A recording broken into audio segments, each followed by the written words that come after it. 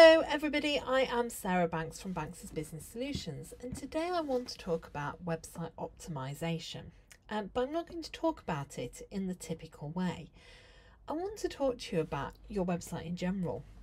When you first created your website, I'm sure you put lots and lots of thought into how it looks, how it feels, what content you've got on the site, but when did you last go through your site and check that it's still doing what you want it to do and that it's still updated enough? The reason I'm asking you this is because you can do all the optimization on your site in the world. You can even pay for Google Ads to get to #1. But if your website isn't really working in the right way and doesn't have the right content on it, it's all pointless, really. So if you're in that position and you haven't looked at your website for a long time, I would strongly suggest you do a deep dive into your website. Give it a thorough audit. Now, don't make this just a tick box exercise. You really want to get under the skin of your site to see what's working and what's not. And actually, sometimes it's really good to get someone else to look at it for you as well.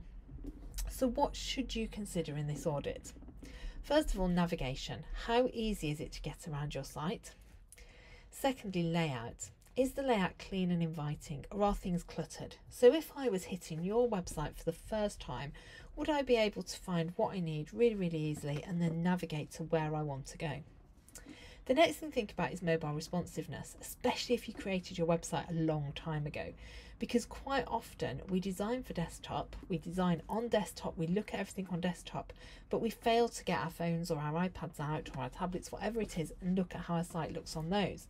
And actually, most people now use a mobile device. So you really want to check that your site's working as best as it can for mobile.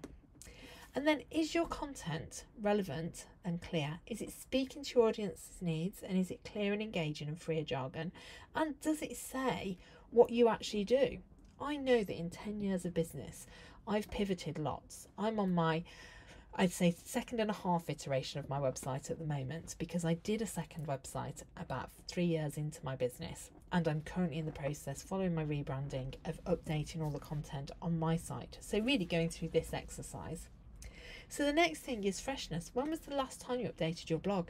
If the last blog published on your site is dated 2019, people are going to think your site's not up to date and that you possibly aren't trading anymore. So make sure that you go through and check anything that's date stamped and refresh it. And also refresh your homepage content, even if that's just updating some images so it looks fresher and new. Then my next thing is visibility and clarity.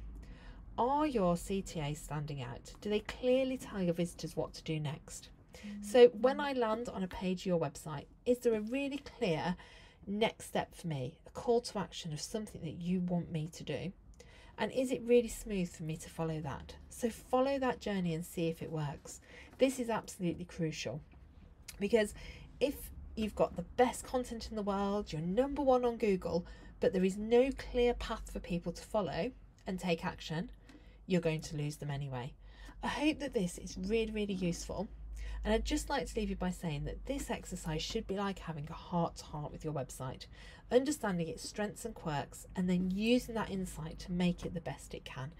So if you are ready to get your website to work better for you this year, why not give it an audit, go through it, have a chat with it, give it a heart-to-heart, or consider outsourcing that to somebody else if you want somebody with fresh eyes to come and look at it. I hope that this has been useful for you today, and I hope you'll join me on another video soon. Bye for now.